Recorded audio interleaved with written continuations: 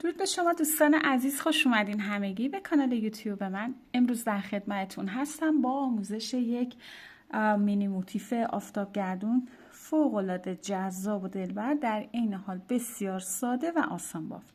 آموزش این رو با هم داریم و در ادامه با من همراه باشید تا اون رو تبدیل میکنیم به یک رانر.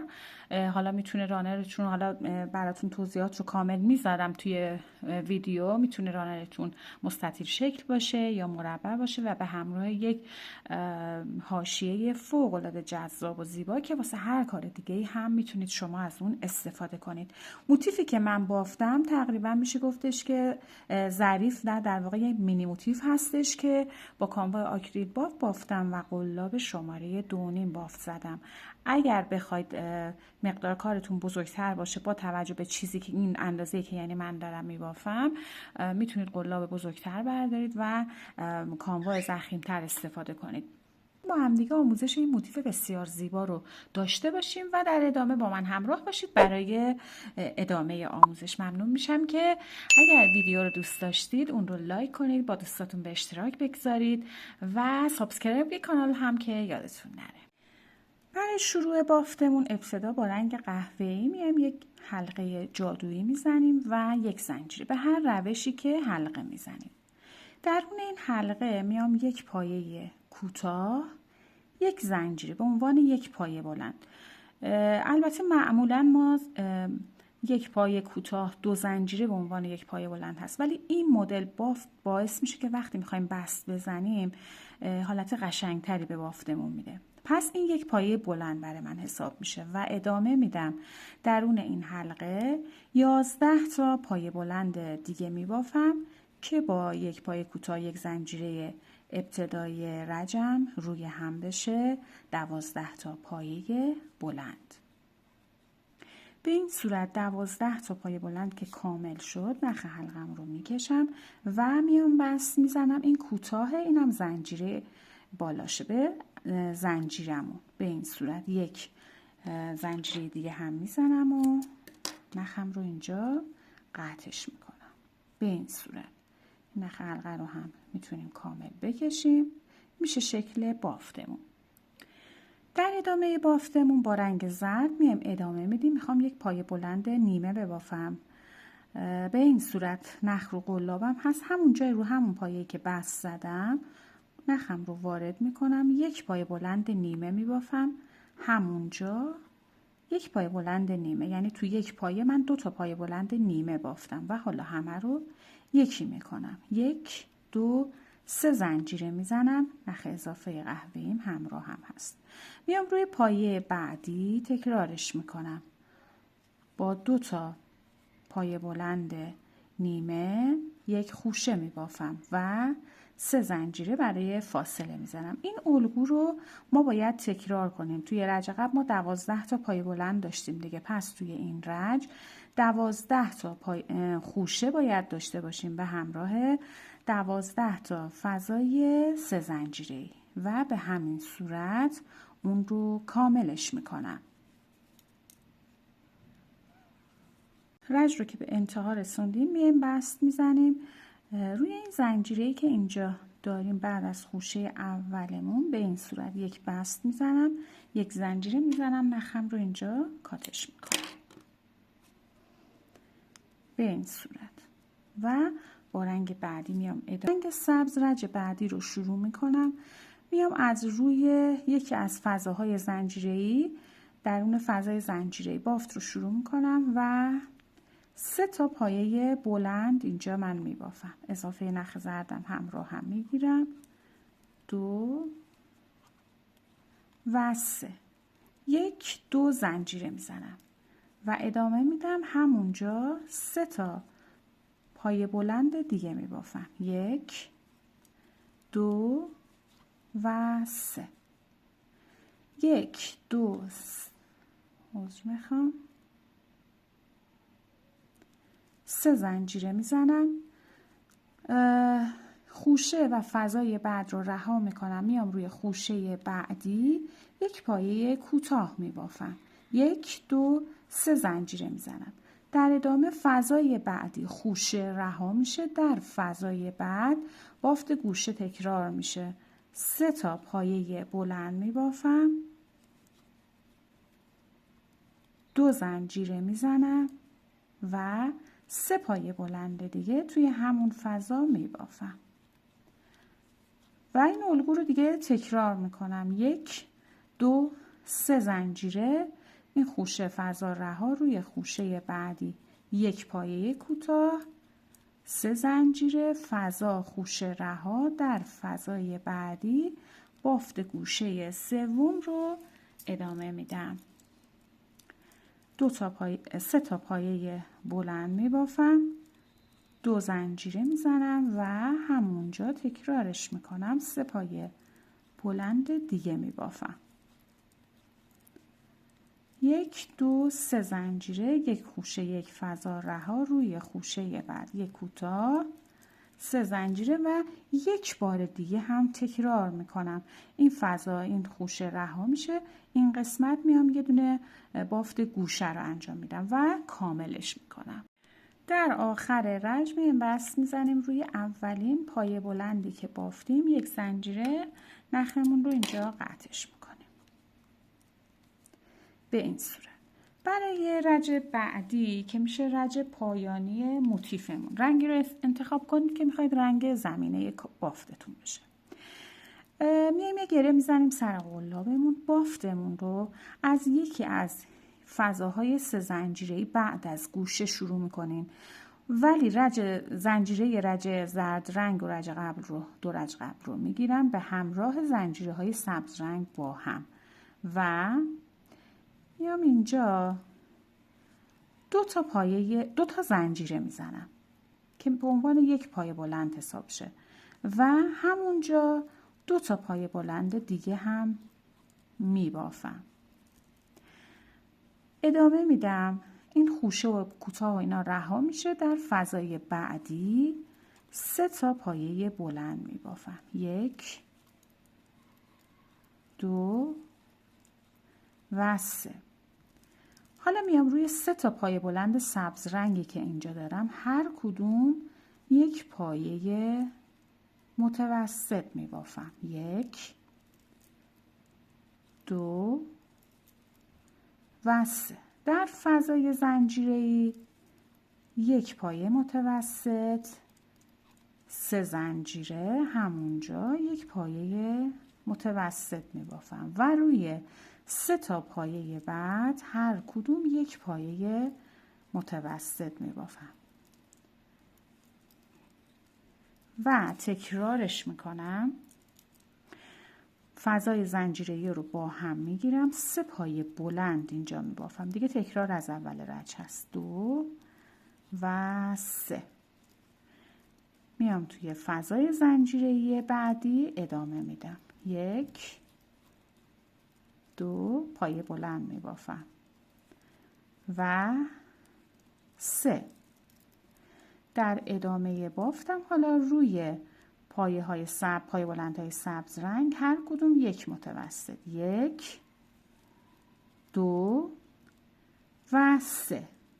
در فضای زنجیره گوشه هم 1 پایه متوسط، 3 زنجیره، همونجا 1 پایه متوسط دیگه می بافم و به همین صورت این الگو رو تکرارش میکنم.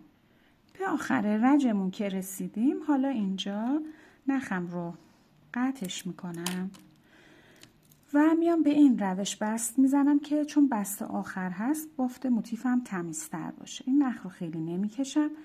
میام روی اول، ببینید 2 تا زنجیره زدم، 2 تا پایه بلند. خب این 2 تا زنجیره رو کار ندارم، روی اولین پایه بلندم قلاب یا با سوزن یا قلاب ظریف‌تر یا با سوزن اون رو رد میکنم. خیلی اون رو نمیکشم چون اینجا میخوام یه گندمی داشته باشم. حالا ببینید کارم رو یه خورده میچرخونم، میام این قسمت پشت این گندمی رو میگیرم، قلاب رو از اینجا وارد میکنم به این صورت و نخ رو میگیرم و میارم پشت بافتم. ببینید اینجا گندمی من الان تشکیل شده و حالا این نخ رو میگیرم میچرخونم پشت بافت و اینجا رو نگه میدارم خیلی کشیده نشه. میگم با سوزن خیلی راحت تر میتونید انجام بدید. به این صورت اون رو میچرخونیم پشت بافت کامل و یه گره هم به این صورت میزنم. حالا اضافهش رو میام میچینم. ببینید این میشه محل بستمون. خب به این صورت من الان موتیفام کامل هست. شما هم مثل من باید 12 تا از این مدل موتیف رو ببافیم. خب در ادامه بافتمون ما باید یه همچین موتیفی رو ببافیم. در واقع به این صورت هستش که این موتیف هایی که بافتیم میاد کنار این کارمون قرار میگیره. به این صورت این اندازه‌ای که من بافتم به این شکل هست. خب حالا در ادامه کاملتر توضیحش رو براتون میدم. حالا پس بریم اندازه اینو داشته باشیم. حالا در ادامه میام با رنگ کرمم یه گره میزنم سر قلابم و یک زنجیره میزنم. این زنجیره رو جزو بافت حساب نکنید دوستان، آخرش بهتون میگم چرا. خب این زنجیره جزو بافت حساب نیست. از این به بعد من شروع میکنم 19 تا زنجیره میزنم. 1 2 3 4 5 6 7 8 9 10 11 12 13 14 15 16 17 18 19 تا زنجیره زدم و در ادامه حالا میام 4 تا زنجیره رو رها میکنم. 1 2 3 4 روی زنجیره پنجم یک پایه بلند میبافم که این زنجیره هایی که رها کردیم میشه یک پایه بلند در من و ادامه میدم روی هر کدوم از زنجیره ها یک پایه بلند میبافم به این صورت که در انتهای این رنج ما باید با همین زنجیره ها کلاً 16 تا پایه بلند داشته باشیم. صورت من پایه ها رو بافتم. بشماریم 2. ببینید اینم حسابه 2 4 6 8 10 12 14 و 16 تا زنجیره که پایه بلند که بافتیم. حالا میام این گره ای رو که اینجا برای ابتدای بافتمون زده بودیم اون رو بازش میکنیم. خب و اون رو میکشم میارم جلو. برای این گفتم یک زنجیره اضافه تر اون پایین میزنیم. خب به این صورت و 16 تا پایه بلند. حالا در ادامه الگویی رو که میگم باید تکرارش کنیم. 1 2 3 زنجیره میزنم. کار رو میچرخونم. این 3 زنجیره خودش یک پایه بلند هست. از روی پایه بعدی شروع به بافت میکنم. روی هر کدوم از پایه ها یک پایه بلند میبافم که در نهایت هم باید 16 تا پایه بلند داشته باشم به این صورت.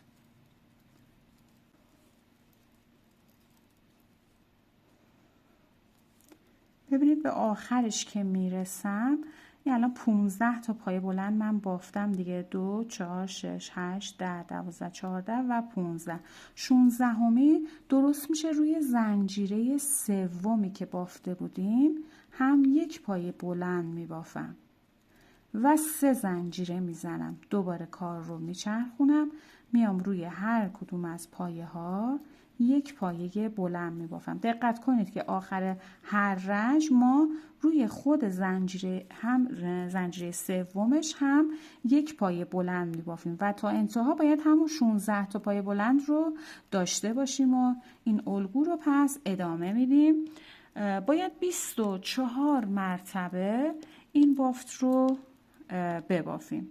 الان برای من اینجا رو ببینید 1 2 3 4 5 6 7 8 9 10 11 12 13 14 15 16 17 18 19 20 21 22 23 و 24. خب 24 تا رو که بافتیم و تموم شد. حالا میام همینجا دور این موتیفم رو به این صورت میام دور این پایه بلندم 2 تا پایه کوتاه می بافم. پایه بعد 2 پایه کوتاه و اون رو ادامه میدم. دور هر کدوم از پایه بلندها 2 تا پایه بلند می بافم یا توی فضاش و اون رو ادامه میدم تا برسم به قسمت گوشه بافتم.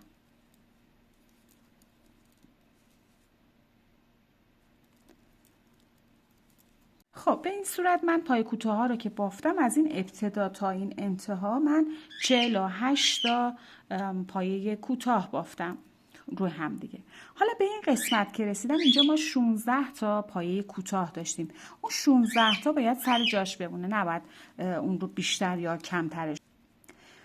پس ابتدا اینجا میام 2 تا زنجیره میزنم، از همونجا شروع میکنم. باید 16 تا پایه کوتاه ببافم. 1 2 دقت کنید پایه جا نمونه. 3 4 5 6 7 8 9 10 11 12 13 14 15 و اینجا آخر میشه 16 همه.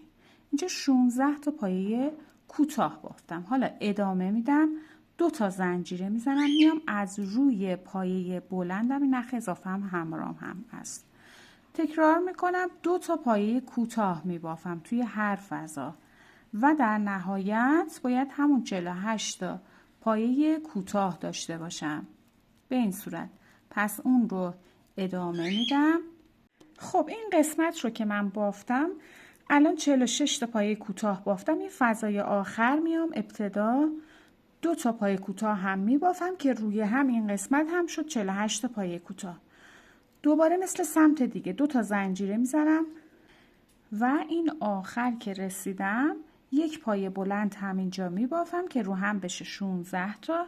2 تا زنجیره میزنم. حالا میخوام بست بزنم روی اولین پایه کوتاه هم. قلاب رو از پشت وارد میکنم، نخ میگیرم و به این صورت بست رو از پشت بافتم در میاد شکل بافتمون تا به این قسمت. حالا دوستان شما اگه دوست داشته باشید که الان اجازه بدید من نشون بدم رانرمون در چه حدی در میاد.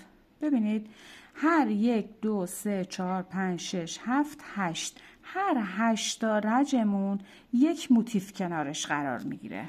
به این صورت 3 تا موتیف این طرف داریم و 3 تا موتیف هم اینجا.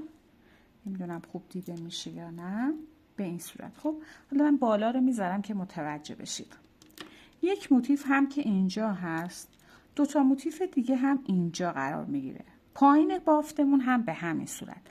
این رانری که من الان دارم آموزشش رو میذارم یک رانر مستطیل شکل هست که بعد بالا حاشیه میره. اگه بخواید شما اون رو مربع کنید اینجا باید 2 تا موتیف قرار بگیره، بعد موتیف سوم بیاد و اون موقع یه همچین چیزی باید اینجا باشه. یعنی این رو هم بهتون بگم، این 16 تا دونه ای که ما اینجا داریم درست برابر هست با این 16 تایی که اینجا داریم. خب پس اگه شما قرار باشه که رانرتون مربع بشه، حالا یا مستطیل‌های بزرگتر، فرقی نمیکنه. تعداد این پایه هایی که سر میندازید، این شکل بافتمون باید برابر با تعداد دونه های موتیف هایی باشه که توی یک راسته قرار میگیره. خب این میشه الگوش. حالا شما هر جور که دوست داشتید اون رو کم و زیادش میکنید به این صورت. خب تا اینجای بافت رو داشتیم. حالا بریم برای اتصال کارمون. خب دوستان اینجا ما به این صورت میخوایم اتصال بدیم. از این گوشه شروع میکنیم به اتصال دادن. ببینید ما این موتیفمون توی گوشه 3 تا دونه داشتیم، 3 تا زنجیره بافته بودیم که من میام روی زنجیره سوم شروع بافت من هست. از روی اولین کوتاهی که این قسمت بافتیم از اون 48 تا. خب این به این صورت و این قسمت گوشه حالا در ادامه کامل توضیح میدم. دونه وسطش درست میفته اینجا. این به این قسمت میفته. خب حالا ما میخوایم بافت رو شروع کنیم، از ابتدا بست رو بزنیم و موتیف رو اتصال بدیم. خب برای اتصال کارمون شروع میکنیم. نخ همیشه این زیر قرار میگیره. موتیف رو میاریم و همونطور که گفتم 1 2 3 روی زنجیره سومش میخوایم بافت بزنیم.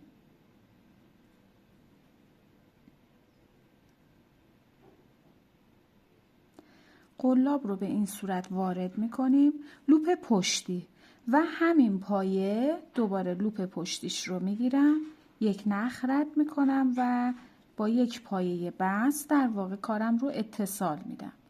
دونه به دونه موتیف ها میام روی پایه بعد، زیر و رو با هم میگیرم و اتصال میدم به همراه پایه بست. به این صورت اون رو اتصال میدم تا یه دونه موتیف هم تموم بشه. یه نکته ای رو هم اینجا من الان بهتون بگم، هر یه دونه موتیفی که ما میبافیم برابر با 8 رج این موتیف مستطیل شکلمون هست. 1 2 3 4 5 6 7 8. پس آخرین دونه باید اینجا بیفته. اینا رو دقت داشته باشید که موتیفتون کارتون کم و زیاد نشه و ادامه میدیم اون رو. پای بست هامون رو به همون صورت که گفته شد میزنیم تا برسیم به دونه آخرش. خب به این صورت ببینید من این موتیف رو اتصال دادم. حالا موتیف بعدیم رو میارم. درست دونه پایه آخر من افتاد به این دسته 8 از این دوتایی ها. حالا بعدی رو هم به همین صورت موتیف بعدی گوشه بافتش رو در نظر میگیریم و روی زنجیره سومش میایم 1 لوپش رو میگیرم روی بافتم، پایه بعدی 1 لوپش رو میگیرم و 1 پایه بست میزنم و به همین صورت الگو رو جلو میبرم. دقت داشته باشید دونه ای جا نمونه، دونه های روبروی همدیگه هست، کامل مشخصه. و به این صورت بست میزنیم و همزمان بافت رو اتصالش میدیم. خب من الان این رو بافتم، موتیف بعدی رو هم به همین صورت و موتیف سوم رو هم به همین صورت اتصال میدیم این رو هم تا بیایم برسیم به موتیف گوشه بافتمون. خب به این صورت من این قسمت ها رو بافتم. یه نکته ای رو هم بگم، نختون رو خیلی نکشید که کارتون جمع بشه، آزاد بذارید و بست بزنید. خب ستاشو که بافتیم، این یه دونه مال گوشه است دیگه، یه دونه اینجا قرار هست به این صورت قرار میگیره، یه دونه گوشه. حالا این یه دونه زنجیره اینجا رو باید روی زنجیره اینجا سوارش کنیم به این صورت که موتیفمون رو میاریم. ببینید 3 تا زنجیره این وسط داشتیم، روی زنجیره دوم نخ میگیرم، این قسمت هم روی زنجیره اول میام 1 نخ میگیرم و همه رو یکی میکنم، میشه 1 پایه بست زدم اینجا. خب حالا موتیف بعدی رو میارم و این قسمت باید این رو سوار کنم. به این صورت میام دوباره طبق همون روالی که بافت میزدیم ادامه میدیم، یعنی روی ببینید زنجیره سوم نخ، روی اولین پایه کوتاه هم و 1 بست میزنم. خب این که برای این قسمت هست و به همین ترتیب اون رو ادامه میدم تا به قسمت گوشه دیگه بافتم برسم به این شکل. به این صورت خب اون رو ادامه میدم تا موتیف بعدی رو بخوام بیارم اینجا و جایگزین کنم. خب به این صورت این قسمت رو که بافتیم، حالا این یه دونه از این موتیف به یه دونه از این پایه قرار هست بست بخوره. موتیف رو میاریم روی زنجیره دوم و این قسمت روی لوپ 1 زنجیره رو میگیرم، همزمان 1 پایه بست میزنم. این میشه برای گوشه بافت و دوباره این قسمت میام تکرارش میکنم به همین صورت. حالا این یکی موتیف طبق روال نخ زنجیره سوم عذر میخوام روی اولین پایه کوتاه هم توی این قسمت گرفته میشه و به این شکل بست میزنیم. هر تعداد موتیفی که دارید به هر اندازه‌ای که رانرتون رو میبافید به این روش اونها رو به هم دیگه اتصال میدیم تا پایان رجم. خب با حوصله و مرتب به این صورت اون رو ادامه میدیم و موتیف های بعدی رو هم به همین صورت میاریم و کنارشون قرار میدیم. خب به این شکل به همین شکل توضیح داده شده اونها رو کاملش میکنیم. خب به این صورت ما یک قسمت کار رو دور تا دور اتصال موتیف ها رو دادیم. دقت کنید که موتیفی پشت و رو نباشه و حالا میخوام این قسمت ها رو به هم اتصال بدیم. برای این کار اینجا که نخمون همراهمون هست دیگه، یک نخ از هر موتیف رو میگیریم و به همون روش اتصالش رو میدیم تا به ابتدای بافتمون برسیم. به این صورت ادامه میدم.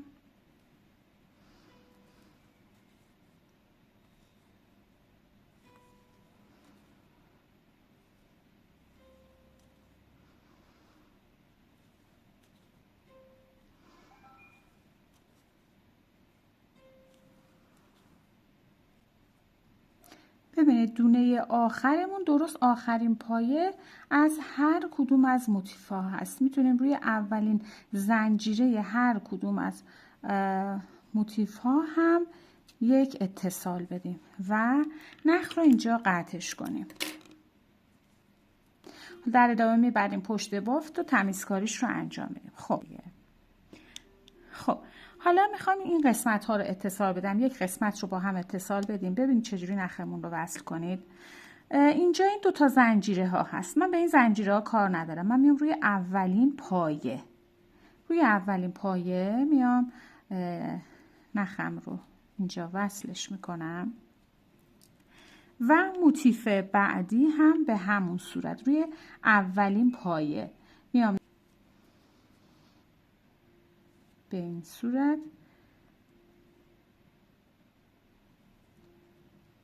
این صورت سر نخ رو به پشت بافتم میبرم. خب حالا میام پشت بافت و دوتا نخی رو که اینجا دارم حالا میام اینو گره میزنم. یه دو سه تا بهش گره میدم به این صورت. آخر بافت هم که این نخهای اضافی رو همه رو تمیزکاریش رو انجام میدیم. خب و میام روی بافتم. خب حالا میخوام دوباره اتصال رو شروع کنم. میام همون جایی که الان قلاب رو وارد کردم و یک نخ رو گرفتم، هر دو تا موتیف دوباره قلاب رو وارد میکنم همونجا و یک نخ میگیرم. از روی پایه بعدی ادامه میدم. یک نخ از هر موتیف و به همین صورت اتصال میدیم. دیگه تکرارش هست تا به ابتدای موتیفمون برسیم. این الگو رو ادامه میدیم.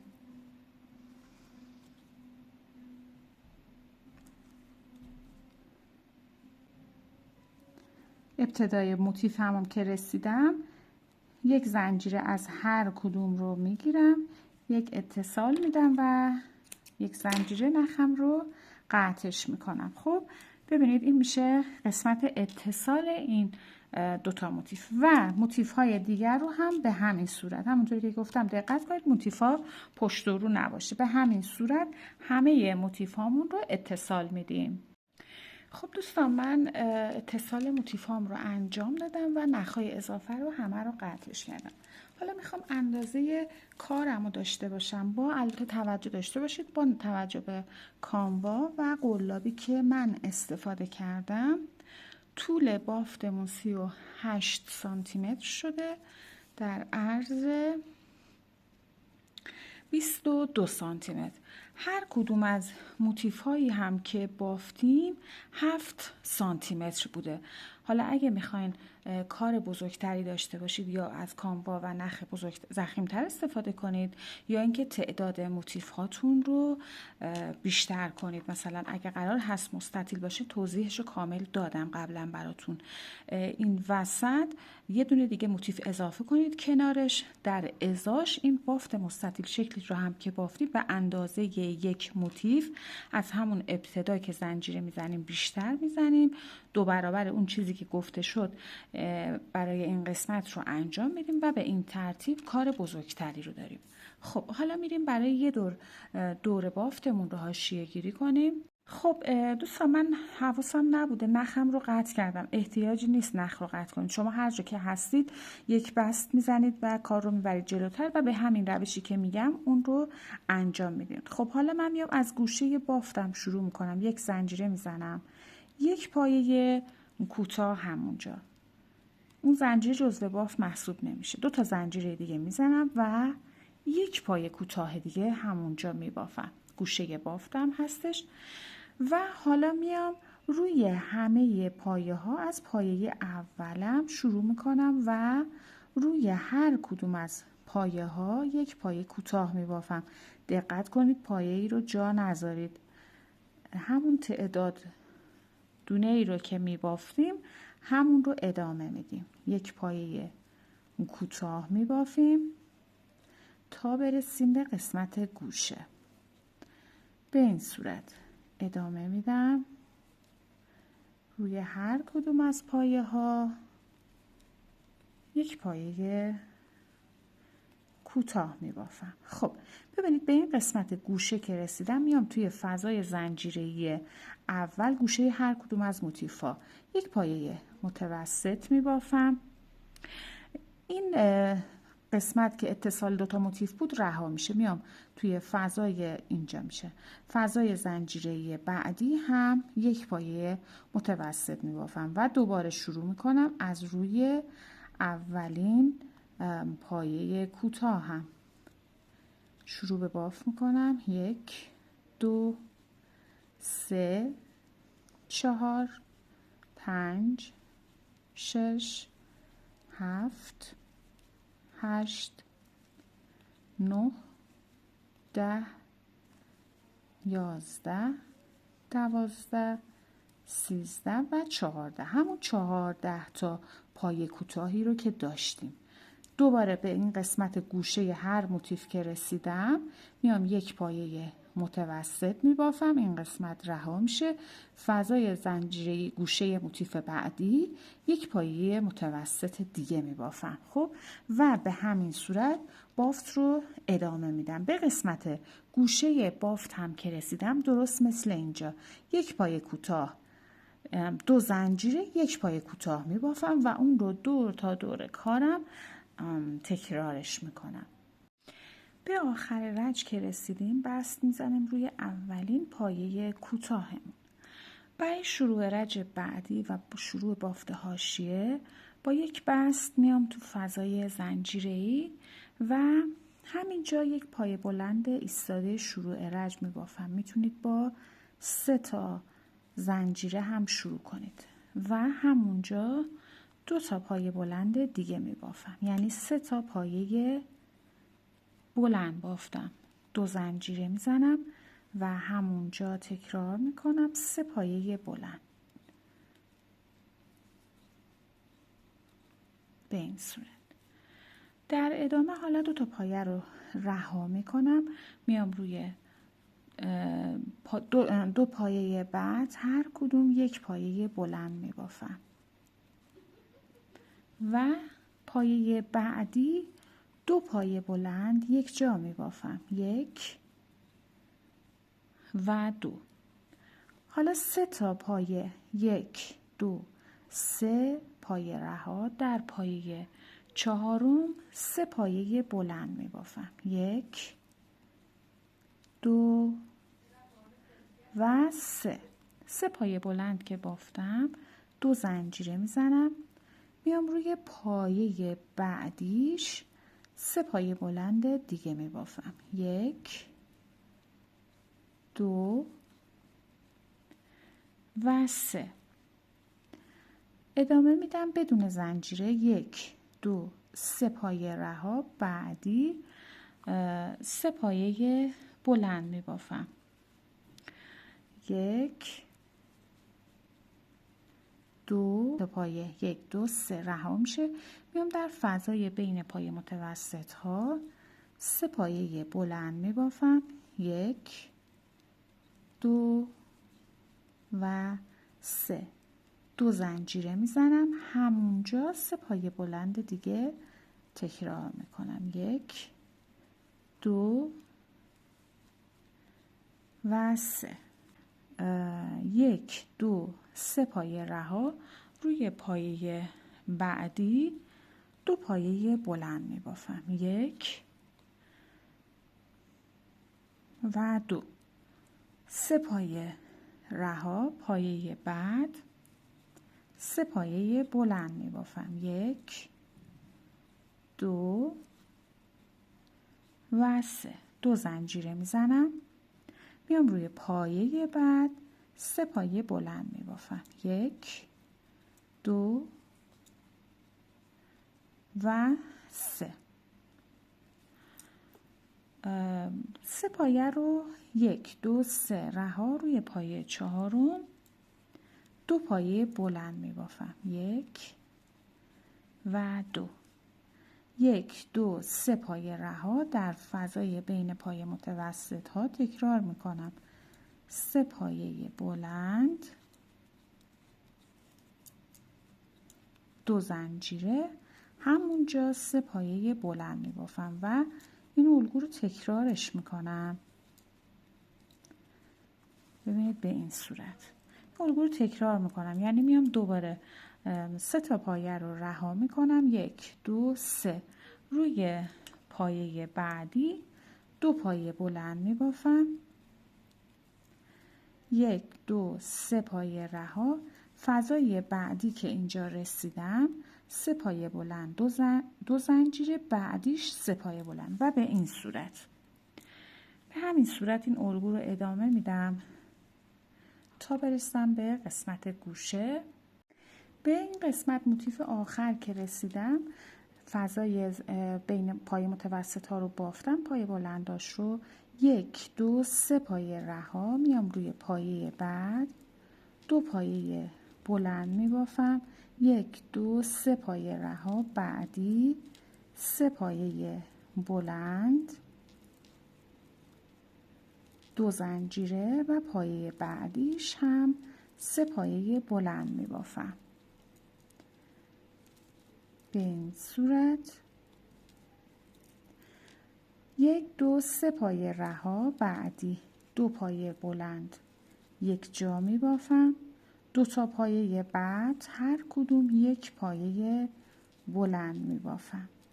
پایه بعدی رو رها می کنم، میام درون، ببینید شکل بافت رو، میام درون فضای زنجیره‌ای دیگه الگو رو تکرارش می کنم با 3 تا پایه بلند. تکرار از اول رج هست و 2 زنجیره، همونجا 3 پایه بلند دیگه می بافم به این صورت و بافت رو ادامه میدم. 1 پایه رها میشه، پایه بعد 1 پایه بلند، بعدی 1 پایه بلند، 2 تا پایه بلند در واقع بافتم. پایه بعد 2 تا پایه بلند رو یک جا می بافم و 1 2 3 پایه رها، بعدی 3 پایه بلند، همونطور که گفتم دیگه تکرار هست. 2 زنجیره، پایه بعد 3 پایه بلند، 2 و 3، 1 2 3 pایه رها، بعدی 2 پایه بلند یک جا، 1 2 3 پایه رها. در فضای بین پایه متوسطا الگو رو تکرار میکنم با 3 پایه بلند 2 زنجیره، همونجا 3 پایه بلند دیگه میبافم به این صورت و الگو رو ادامه میدم. 3 پایه رها و به همین صورت. خب این الان شکل گوشه بافتمون هست. دور تا دور اون رو کامل میکنم. به آخر رج که رسیدیم یک پایه هست اون رو رها میکنیم و بست میزنیم روی اولین پایه بلندی که اینجا داشتیم. حالا با 3 تا زنجیره میام کار رو میرسونم، با 3 تا پایه بست کار رو میرسونم به گوشه بافتم و در فضای زنجیره گوشه 3 تا پایه بلند میبافم. میتونید به این صورت ببافید یا با 3 تا زنجیره. 1 2 و 3. 2 زنجیره میزنم و همینجا 3 پایه بلند میبافم. 1 2 و 3. دوستان توی رج قبل اگه یه جایی مثلا به جای اینکه 3 تا پایه رها کنیم 2 تا پایه رها شد، طوری نیست، ممکن هستش که اینطوری پیش بیاد براتون. و 2 زنجیره میزنم توی همون فضا تکرارش میکنم 3 پایه بلند دیگه. پس گوشه بافتمون به این صورت بافته میشه. 3 پایه بلند 2 زنجیره، 3 پایه بلند 2 زنجیره و 3 پایه بلند. در ادامه این دسته ستایی رها میشه. میام روی این 4 تا پایه که اینجا دارم هر کدوم یک پایه بلند برجسته از رو میبافم. 1 2 3 و 4 به این صورت و در فضای 2 زنجیره بعدی 3 پایه بلند 2 زنجیره، همونجا 3 پایه بلند دیگه میبافم. 2 و 3. حالا میام این 2 تا پایه‌ای که تک بافته شده هر کدوم یک پایه بلند برجسته از رو میبافم. میام در فضای زنجیره‌ای 3 پایه بلند 2 زنجیره و همونجا 3 پایه بلند میبافم. الگو دیگه تکرار هست دوستان، فقط ابتدای بافتمون هست که تفاوت داره. به این صورت روی 2 تا پایه بلند تکی هر کدوم 2 تا پایه بلندی که یه جا بافته بودیم میخوام یک پایه بلند برجسته از رو میبافم. در فضای زنجیره‌ای تکرار میکنم 3 پایه بلند 2 زنجیره و همونجا 3 پایه بلند دیگه میبافم. 2 تا پایه که یه جا بافته شد 2 تایی هر کدوم یک پایه بلند برجسته از رو. در فضای زنجیره‌ای بافت گوشه رو تکرارش میکنم. به این صورت این شکل بافتمون هست. اون رو ادامه میدیم تا به قسمت گوشه برسیم. خب من رج رو به گوشه رسیدم. ببینید قسمت موتیف آخر رو به این شکل بافتم و در ادامه حالا این 4 تا پایه‌ای که دارم اینجا هر کدوم یک پایه بلند برجسته از رو میبافم. 2 3 و 4. میام در فضای زنجیره گوشه بافت گوشه رو تکرار میکنم. 3 تا پایه بلند میبافم 2 زنجیره 2 بار دیگه تکرار میکنم 3 پایه بلند دیگه همونجا 2 زنجیره و 3 پایه بلند 1 2 و 3 به این صورت و ادامه میدم روی 4 تا پایه بعد هر کدوم یک پایه بلند به صورت برجسته از رو میبافم و این الگو رو تکرارش میکنم. میام در فضای زنجیره بعدی 3 پایه بلند 2 زنجیره 3 پایه بلند و به همین صورت دور تا دور کارمون اون رو کامل میکنم. در آخر رجم این بست میزنیم روی اولین پایه بلندی که بافته بودیم و با 2 تا بست دیگه کار رو میرسونیم به فضای اولین فضای زنجیره گوشه.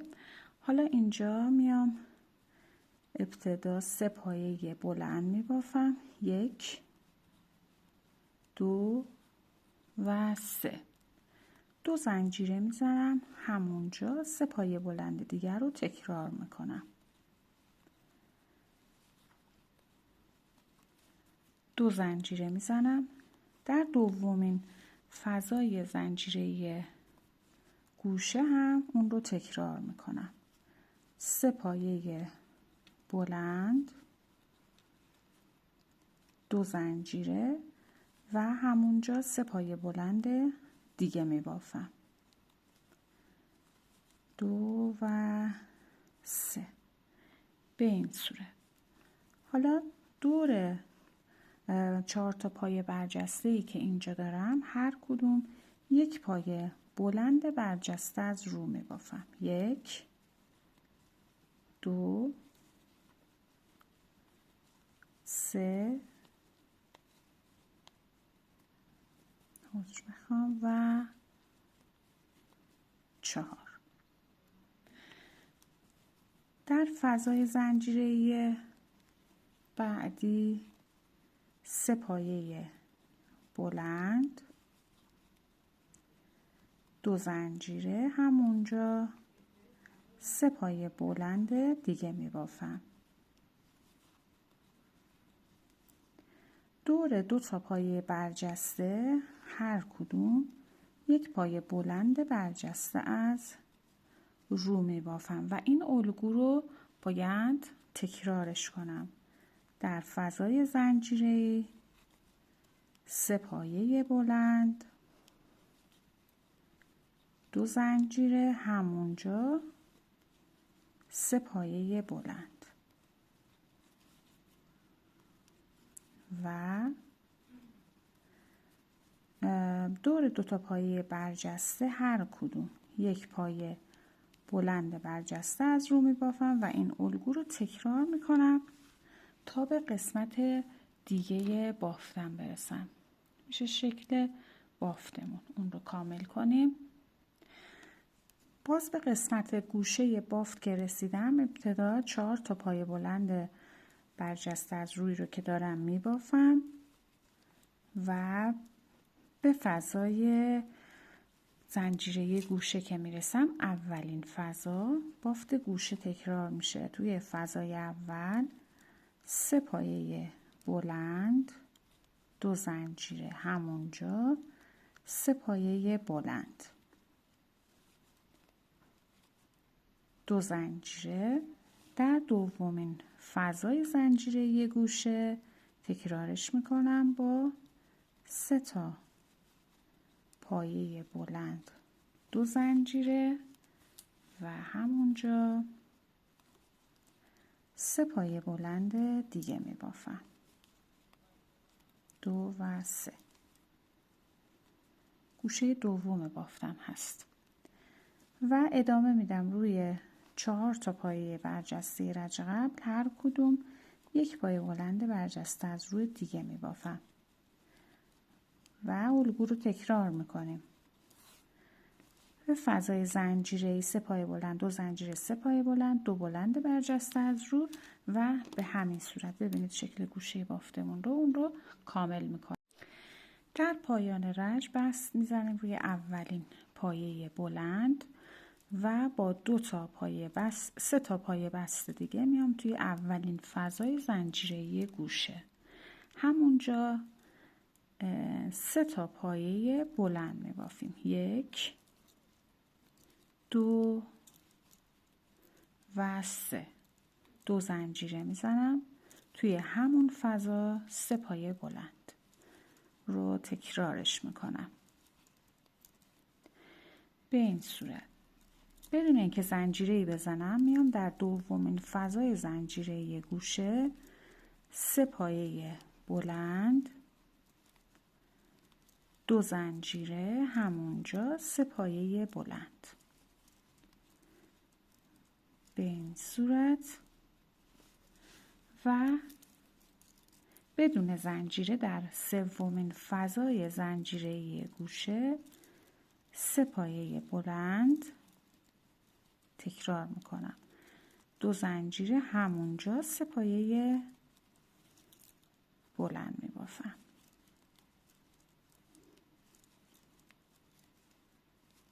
به این شکل. و حالا میام این 4 تا پایه برجسته ای که دارم هر کدوم 1 پایه بلند برجسته از رو، 1 2 3 و 4 در فضای زنجیره‌ای 3 پایه بلند، 2 زنجیره همونجا، 3 پایه بلند دیگه تکرار میشه، 2 و 3.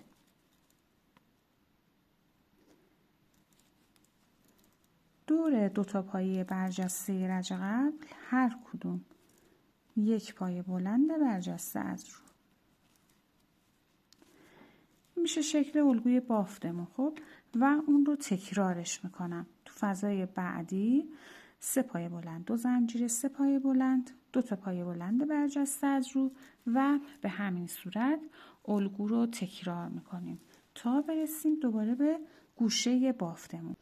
خب به گوشه دوم بافت که رسیدیم 4 تا پایه بلند برجسته از رو بافتم. تو فضای اول 3 پایه بلند، 2 زنجیره رو بافتم و 3 پایه بلند دیگه زدم.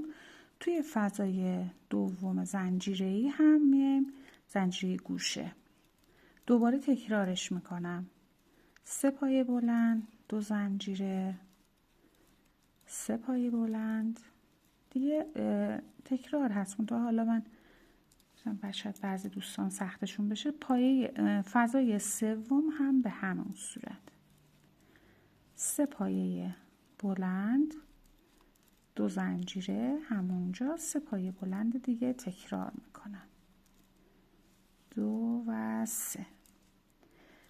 دور 4 تا پایه برجسته هر کدوم 1 پایه بلند به صورت برجسته از رو میبافیم و این هم 4میش و به همین صورت الگو رو تکرار میکنم. گوشه بافتم رو بهتر ببینید. اون رو ادامه میدیم. خب بعد از اینکه رج رو به انتها رسوندیم من بست زدم به اولین پایه بلندم.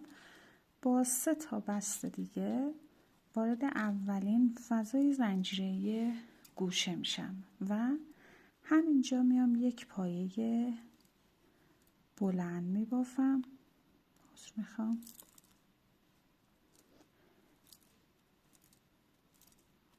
به این صورت و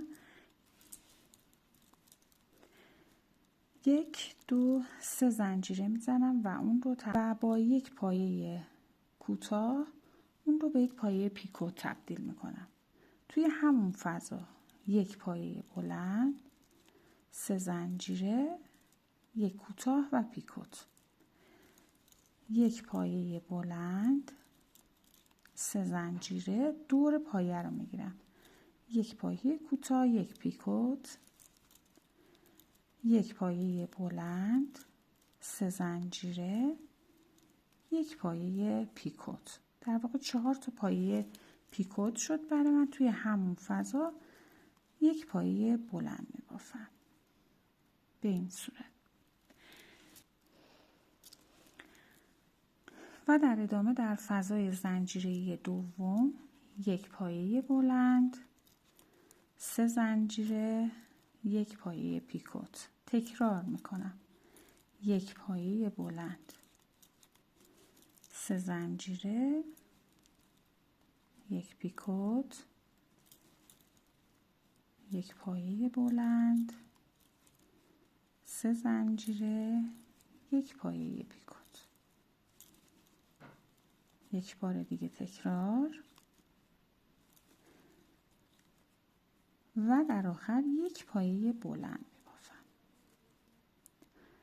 به این صورت و تکرارش میکنم در فضای زنجیره سوم گوشه.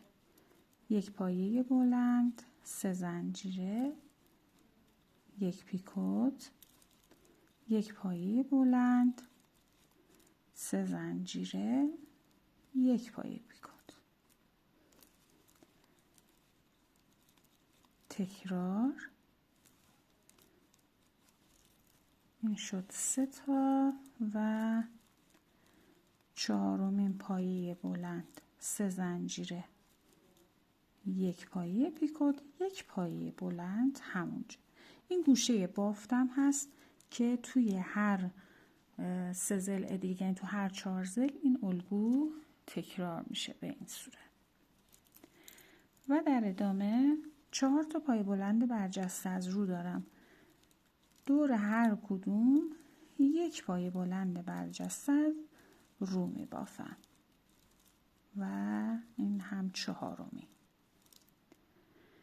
به این صورت در فضای زنجیره‌ای بعدی یک پایه بلند، 3 زنجیره، یک پایه پیکوت. اونجا 4 بار تکرارش میکنم. 3 زنجیره، یک پیکوت، یک پایه بلند، 3 زنجیره، یک پیکوت، با پایه کوتاه پیکوت میزنیم. یک پایه پیکوت و در آخر همونجا یک پایه بلند میبافم. 2 تا پایه برجسته هر کدوم یک پایه بلند برجسته از رو میبافم و الگو رو تکرار میکنم. در فضای بعدی یک پایه بلند، 3 زنجیره، یک پایه پیکوت، 1 2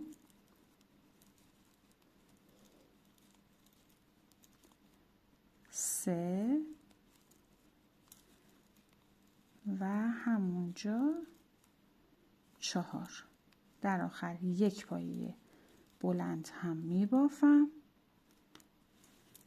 و اگه سریع هست دوستان میتونید سرعت ویدیو رو کم کنید تو 3 نقطه بالای صفحتون قسمت تنظیمات. خب به این صورت و این الگو رو باید دور تا دور کارم تکرار کنم توی گوشه. به همین صورت دیگه من ویدیو نمیگیرم.